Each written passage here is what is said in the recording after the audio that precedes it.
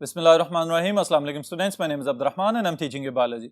Students, in this session we are going to talk about the feedback mechanism कि किस तरह से हमारी बॉडी में पैदा होने वाले हार्मोन्स खुद से ही अपने पैदा करने वाले सिस्टम को कंट्रोल कर रहे हैं। इस पूरे मैकेनिज्म को समझते हैं बोर्ड पे। जी students, feedback mechanism. Feedback mechanism is an interaction or it is an activity or it is an operating system within the body. अब अगर हम अपनी बॉडी पे गौर करें तो हमें यह पता चलता है कि हमारा नर्वस कोऑर्डिनेशन और केमिकल कोऑर्डिनेशन सिस्टम मिलके हमारी बॉडी को चला रहे हैं। ऑलराइट, तो यहां पे जो नर्वस कोऑर्डिनेशन है उसका एक बहुत ही अहम हिस्सा हाइपोथैलेमस भी कंट्रोल करता रहता है, बहुत सारी एक्टिविटीज को और बहुत सारे हार्मोन्स की सिक्रीशंस को। इसी तरह जो हमारा मास्टर ग्लैंड मौजूद है, that is the pituitary gland, ये भी आपके दिमाग के साथ ही एसोसिएटेड है और ये भी बहुत सारी सिक्रीशंस को, स्पेशली एंडोक्राइन हार्मोन्स की सिक्रीशंस को रेगुलेट करता है।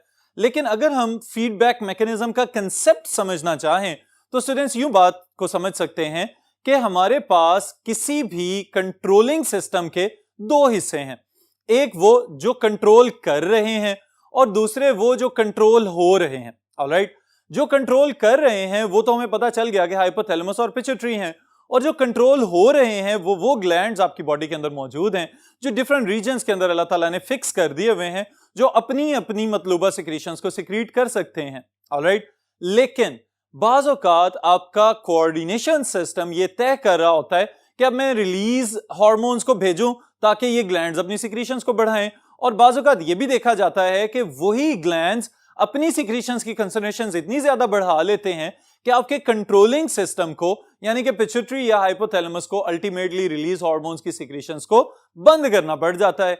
तो ये जो रिलीजिंग और इनहिबिशन वाला काम चल रहा है, इसके दरमियान जो एक थिन लाइन मौजूद होती है वो फीडबैक मैकेनिज्म को रेगुलेट करवाने में बहुत ज्यादा मददगार है कि अगर कोई सिस्टम अपने ही पैदाशुदा प्रोडक्ट से कंट्रोल होना शुरू हो जाए तो उसको हम कहते हैं this is known as the feedback mechanism. Alright, इसकी मिसाल हम यूं ले लेते हैं स्टूडेंट्स कि अगर आप किसी इंटरनेशनल फास्ट फूड चेन के रेस्टोरेंट वगैरह में जाते हैं तो वहां पे बाज़ औक़ात आपको कोई ना कोई रिप्रेजेंटेटिव उनकी ब्रांच का या फिर कोई कार्ड पकड़ा दिया जाता है आपका मील एंजॉय करने के बाद, उसके ऊपर लिखा होता है कि फीडबैक क्वेश्चंस। ऑलराइट, कि आपका एक्सपीरियंस कैसा रहा, आपने वो एनवायरनमेंट वहां पे बैठ के एंजॉय किया, कहीं बहुत ज्यादा नॉइजी तो नहीं था, कहीं कोई आपकी प्राइवेसी तो डिस्टर्ब नहीं हुई, आपको खाने का जायका कैसा लगा।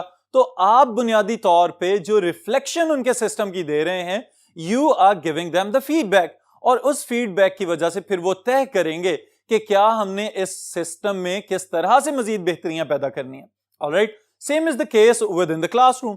अगर कोई भी टीचर आपको पढ़ा रहे होते हैं और आप उनसे सवाल जवाब कर रहे होते हैं या वो पढ़ाने के दौरान आपसे पूछ रहे होते हैं कि क्या आपको समझ आ रहा है, अगर समझ नहीं आ रहा तो आप फिर क्वेश्चंस पुट कर देते हैं, आप बहुत सारे सवालात वहां पे अपने ज़हन में जो मौजूद होते हैं वो पूछना शुरू हो जाते हैं। तो असल में ये जो इंटरेक्शन चल रहा है विद इन द क्लासरूम, यहां पे भी आपके टीचर जो हैं वो कंट्रोल सिस्टम बने हुए हैं और आप फीडबैक देते हैं जिसकी वजह से ओवरऑल क्लासरूम के अंदर उन तमाम बच्चों की इंप्रूवमेंट का भी सबब पैदा हो जाता है कि जो खामोश रहते हैं। ऑलराइट, तो ये फीडबैक बाज़ औक़ात इंप्रूवमेंट्स के लिए बहुत ज्यादा जरूरी होते हैं। इसी तरह जब हम लिविंग सिस्टम की बात करते हैं तो यहां पे भी स्टूडेंट्स याद रखिएगा कि हार्मोन्स या ग्लैंड्स के हवाले से जब हम बात करेंगे तो हमारे दिमाग के अंदर मौजूद हाइपोथैलेमस और उसके साथ एसोसिएटेड पिट्यूटरी ग्लैंड और आपके एंडोक्राइन हार्मोन्स पैदा करने वाले glands, they are operating with in the body through a feedback mechanism. Alright, इसके लिए आपने कौन कौन से पॉइंट्स याद रखने हैं? The first thing is definition. It is a type of interaction in which a controlling mechanism is itself controlled by the products of the reactions it is controlling. यानी कि वो हार्मोन्स जिसको किसी भी कंट्रोलिंग मैकेनिज्म ने release करवाना शुरू किया, वो रिलीज तो करवा दिया लेकिन बाद में उस हार्मोन की कंसंट्रेशन इतनी ज्यादा बढ़ गई कि खुद से ही फिर इनहिबिट भी करना पड़ गया।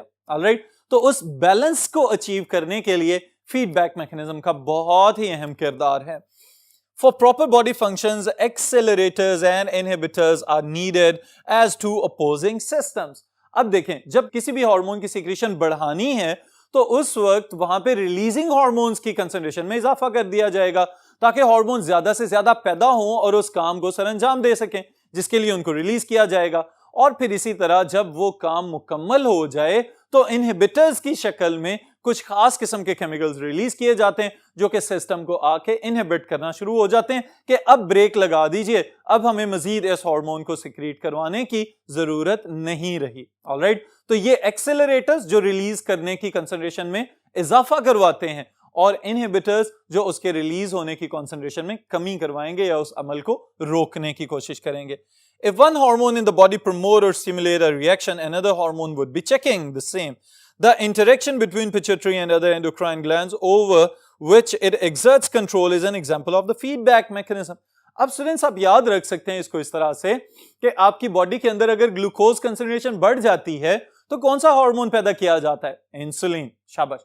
अब इसी तरह से जब इंसुलिन आपके ग्लूकोज को कैटालाइज करवाते करवाते या मेटाबोलाइज करवाते करवाते आखिरकार सेल्स तक भेज दे तो उसके बाद ब्लड के अंदर ग्लूकोज की कंसंट्रेशन तो कम हो जाती है, तो उस सूरत में कौन सा हार्मोन एक्टिवेट हो जाता है? Yes, that is glucagon. तो ग्लूकागॉन फौरी तौर पे मजीद ग्लाइकोजन को तोड़ के ग्लूकोज की कंसंट्रेशन में इजाफा करवा देता है। तो इंसुलिन ग्लूकोज को सुप्रेस कर रहा है विद इन द ब्लड और ग्लूकागॉन जो है वो उसकी कंसंट्रेशन में इजाफा करवा रहा है। तो बुनियादी तौर पे ये दोनों करना क्या चाह रहे हैं? They are trying to maintain a balance in the concentration of glucose within your blood and body tissues. All right. Same is the case with calcitonin and parathormone. वो भी कैल्शियम की कंसंट्रेशन को मेंटेन करने की कोशिश कर रहे होते हैं।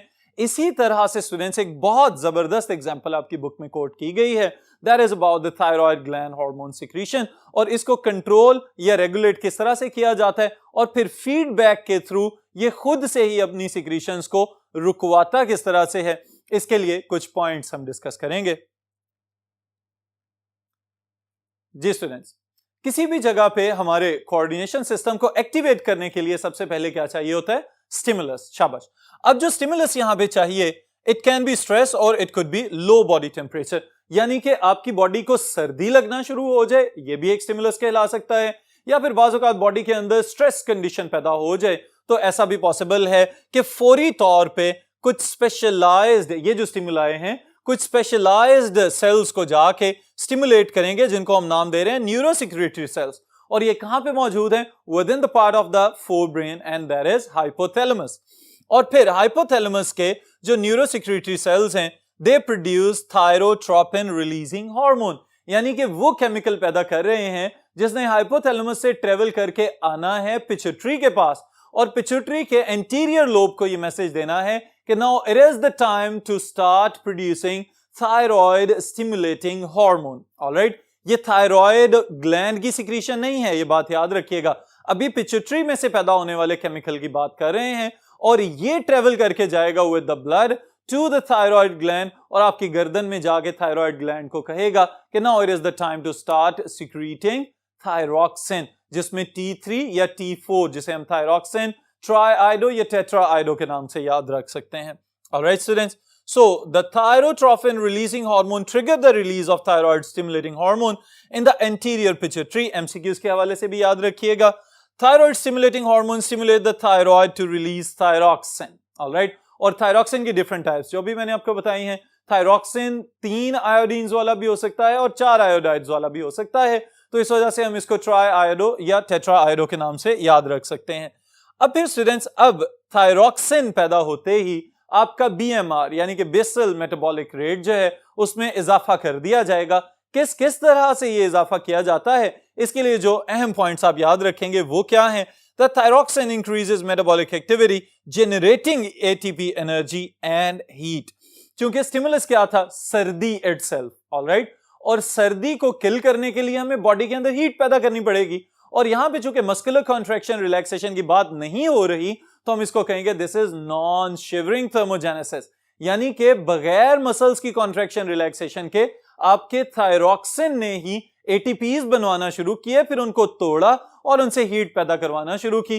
इस अमल के बैक एंड पे क्या क्या चल रहा है स्टूडेंट्स? सबसे पहले नंबर पे तो थायरॉक्सिन आपके मसल्स के अंदर और लिवर सेल्स के अंदर माइटोकॉन्ड्रिया की तादाद में इजाफा करवाएगा।